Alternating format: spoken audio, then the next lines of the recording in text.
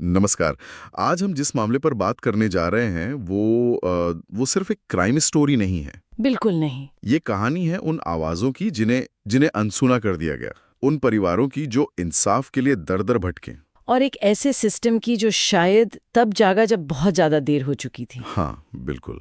आज हम दिए गए स्रोतों के आधार पर निठारी हत्याकांड की तह तक जाएंगे और मकसद सिर्फ ये जानना नहीं है कि क्या हुआ, बल्कि ये समझना है कि ऐसा कुछ हो कैसे पाया। और ये हमारे समाज के बारे में क्या बताता है? सही। आपने बिल्कुल सही नब्ज पकड़ी है। देखिए, ये कहानी उस जगह से ही शुरू होती है। इस केस को समझने के लिए मुझे लगता है उस जगह के ताने बाने को समझना बेहद ज़रूरी है। निठारी गांव। हाँ, निठारी गांव जो नोएडा के सेक्टर 31 से सटा हुआ एक इलाका है। हमारे पास जो जानकारी है वो बताती है कि ये एक अजीब सी जगह थी। एक तरफ शीशे वाली ऊंची इमारतें, बड़ी-बड़ी आईटी कंपनियां। मतलब विकास का एक चमकता हुआ चेहरा। बिल्कुल। और ठीक उसी के बगल में दूसरी तरफ थीं झुग्गी झोपड़ियां, जहां बिहार और बंगाल से आए गरीब मजदूर रहते थे। तो मतलब एक ही शहर के दो अलग-अलग चेहरे। हाँ, जो एक दूसरे को देखते तो थे पर शायद समझते नहीं थे। एक तरह का इंडिया और भारत एक ही फ्रेम में। और इन्हीं झुग्गियों से बच्चे गायब होना शुरू हुए। तो चलिए इस कहानी की जड़ों तक चलते हैं। स्रोत बताते हैं कि ये जो सिलसिला था ये कोई 2004 के आसपास शुरू हुआ। पर जो बात सबसे ज्यादा हैरान करती है वो ये है कि ये कोई एक दो दिन की घटना नहीं थी। ये एक पैटर्न था जो सालों तक नजरअंदाज किया गया। बिल्कुल। कोई बच्चा घर के बाहर खेलते खेलते गायब हो गया, कोई लड़की काम पर जाने के लिए निकली और फिर कभी लौटी ही नहीं। हाँ, और यहीं से आप कह सकती हैं सिस्टम की पहली और शायद सबसे बड़ी नाकामी सामने आती है, जब ये परिवार जो पहले से ही गरीबी से मुश्किलों से जूझ रहे थे, अपने बच्चों की गुमशुदगी की रिपोर्ट लिखवाने पुलिस के पास पहुंचे। तो उन्हें क्या सुनने को मिला? रिपोर्ट्स में ये साफ साफ लिखा है कि उन्हें बस टाल दिया जाता था। पुलिस का एक ही जवाब होता था, अरे किसी के साथ भाग गया होगा। अच्छा। या लड़की है, कहीं काम करने चली गई होगी, पैसे कमाकर लौट आएगी। आप सोचिए उस बेबसी का आलम क्या रहा होगा। ये तो अविश्वसनीय है। क्या ये सिर्फ एक दो पुलिस वालों का रवैया था, या स्रोत ये बताते हैं कि ये पूरे सिस्टम में एक आम बात थी? नहीं, ये एक व्यवस्थागत समस्या की तरफ इशारा करता है। खासकर गरीब परिवारों के साथ ऐसा बर्ताव। हाँ, बिल्कुल। रिपोर्ट्स यही बताती हैं। जब शिकायत करने वाला कोई गरीब मजदूर होता है तो उसकी आवाज अक्सर फाइलों के ढेर में कहीं दब जाती है। किसी ने भी इन अलग अलग शिकायतों को एक साथ रखकर देखने की कोशिश ही नहीं की। किसी ने ये नहीं सोचा कि एक ही छोटे से इलाके से लगातार इतने बच्चे और किशोरियां कैसे गायब हो सकते हैं। सही बात है, ये तो एक पैटर्न था। बिल्कुल। ये गुमशुदगी नहीं, बल्कि किसी बड़े और भयानक अपराध का संकेत था, जिसे पढ़ने में हमारा सिस्टम पूरी तरह नाकाम रहा। और इसी नाकामी की छांव में एक अपराध का केंद्र आराम से चल रहा था। एक घर, D51 सेक्टर 31 नोएडा। बाहर से देखने में एक बिल्कुल मामूली घर। ऊंची दीवारें। हाँ, ऊंची दीवारें, हमेशा बंद रहने वाला गेट। यहाँ व्यवसायी मोनिंदर सिंह पंढेर और उसका नौकर सुरेंद्र कोहली रहते थे। किसी को भी कानो कान खबर नहीं थी कि इस मामूली से दिखने वाले घर की चार दीवारी के अंदर क्या चल रहा है। और यही बात इस केस को और भी ज्यादा डरावना बना देती है ना। जरा इस तस्वीर की कल्पना कीजिए।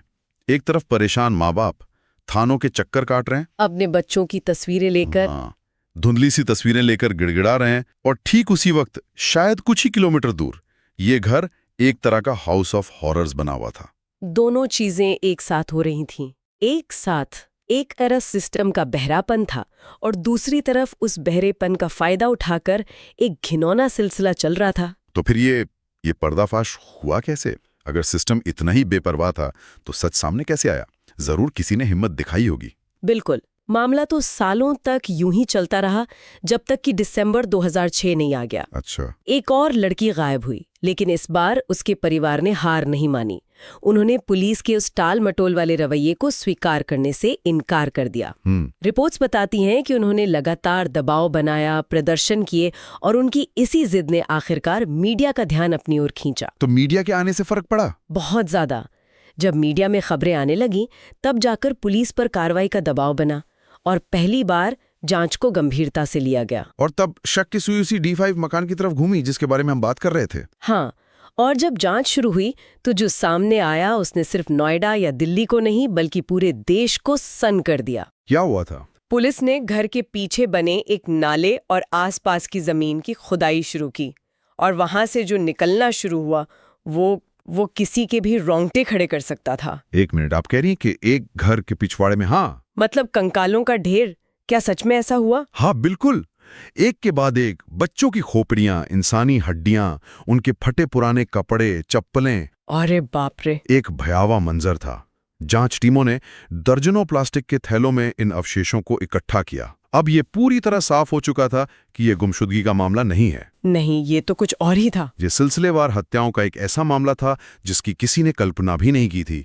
ये भारत के इतिहास के सबसे भयानक अपराधों में से एक था जो अब दुनिया के सामने आ चुका था। मैं सोच भी नहीं सकता कि उस वक्त देश में क्या माहौल रहा होगा। ये खबर तो आग की तरह फैली होगी। बिल्कुल, रातों रात निठारी पूरे देश में चर्चा का विषय बन गया। टीवी चैनलों पर 24 घंटे इसी पर बहस चल रही थी। अखबारों के पहले पन्ने इसी से भरे होंगे। हाँ, अखबारों के पहले पन्ने इसी खबर से रंगे हुए थे।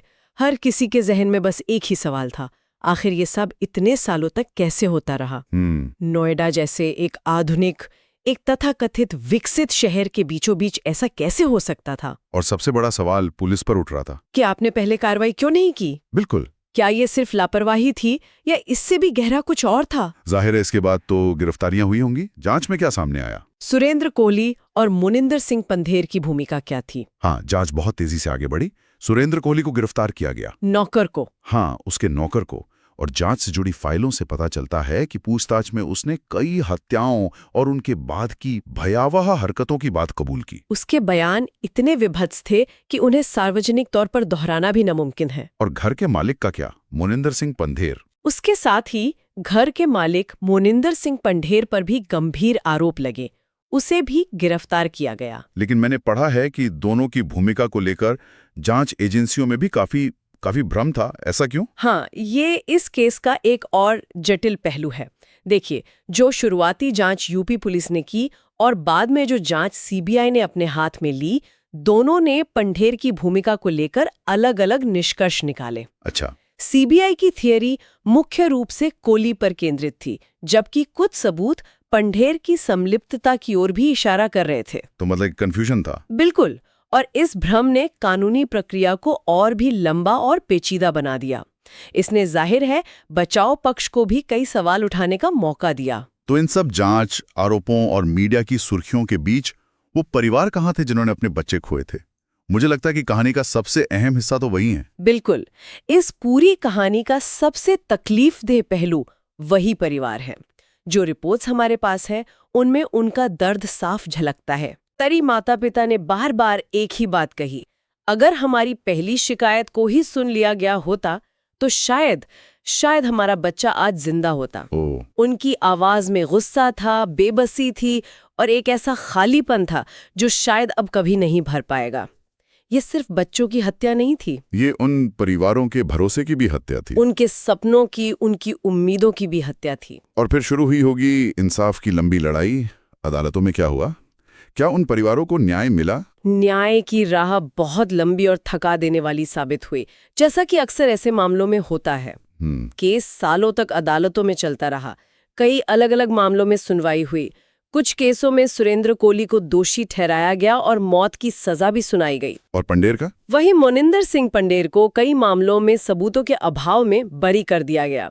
ये जो पूरी कानूनी प्रक्रिया थी, ये उन परिवारों के लिए एक और संघर्ष बन गई। सही बात है। हर तारीख पर उन्हें उसी दर्द से दोबारा गुजरना पड़ता था।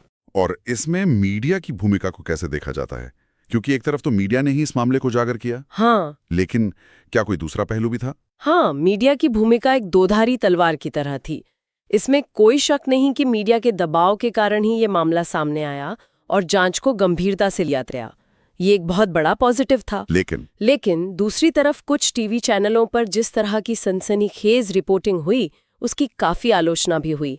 केस के भयानक विवरणों को बार बार दिखाकर टीआरपी बटोरने की कोशिश की गई, जिसने पीड़ितों के परिवारों के दर्द को एक तमाशे में बदल दिया। बिल्कुल, और इससे ये बहस भी छिड़ी कि अपराध रिपोर्टिंग की नैतिक सीमाएं क्या होनी चाहिए। तो इस पूरी बातचीत को अगर हम समेटें तो जो स्रोत हमारे पास हैं, उनसे सबसे बड़े सबक क्या निकलते हैं? देखिए, पहला और सबसे साफ सबक तो यही है कि हर गुमशुदगी, हर शिकायत गंभीर होती है। हाँ। ये मायने नहीं रखता कि शिकायत करने वाला कौन है, उसकी सामाजिक या आर्थिक हैसियत क्या है।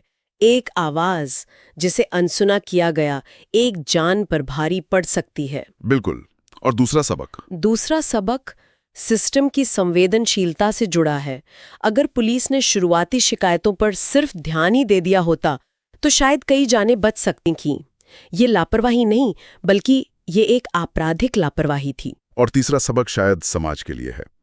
हमारे आसपास क्या हो रहा है उससे आंखें मूंद लेना। सही कहा आपने। हमारे स्रोत इस बात पर भी जोर देते हैं कि सालों तक उस घर से अजीब गंध आने की बातें होती रहीं, लेकिन किसी ने गहराई से जानने की कोशिश नहीं की। समाज की ये चुप्पी भी अपराध को पनपने का मौका देती है। हाँ, जब हम कुछ गलत देखकर भी चुप रह जाते हैं तो हम अनजाने में ही अपराधी का हौसला बढ़ा रहे होते हैं। सही। बिल्कुल सही। और यही इस कहानी का अंतिम संदेश है। निठारी सिर्फ अतीत का एक भयानक किस्सा नहीं है, ये हमारे आज और आने वाले कल के लिए एक चेतावनी है, एक अलार्म है। ये हमें याद दिलाता है कि अगर हम समाज के सबसे कमजोर, सबसे हाशिए पर खड़े लोगों की आवाज को नजरअंदाज करेंगे तो इतिहास खुद को दोहरा सकता है। ये किसी एक पुलिस वाले या एक संस्था की नाकामी नहीं थी, ये एक सामूहिक विफलता थी, समाज के, सिस्टम की, हम सब की। तो इस चर्चा को खत्म करते हुए एक सवाल है जो सोचने पर मजबूर करता है। ये सामग्री बताती है कि जब हम किसी ऐसे भयानक अपराध के बारे में सुनते हैं तो हमारा ध्यान अक्सर विभत्स विवरणों पर चला जाता है कि क्या हुआ, कैसे हुआ। बिल्कुल। लेकिन क्या हम उतनी ही शिद्दत से उन व्यवस्थागत नाकामियों पर ध्यान देते हैं जिनकी वजह से ये सब मुमकिन हो पाया? और ये पक्का करने में हमारी क्या भूमिका हो सकती है कि भविष्य में किसी भी कमजोर की आवाज इस तरह अनसुनी ना रह जाए।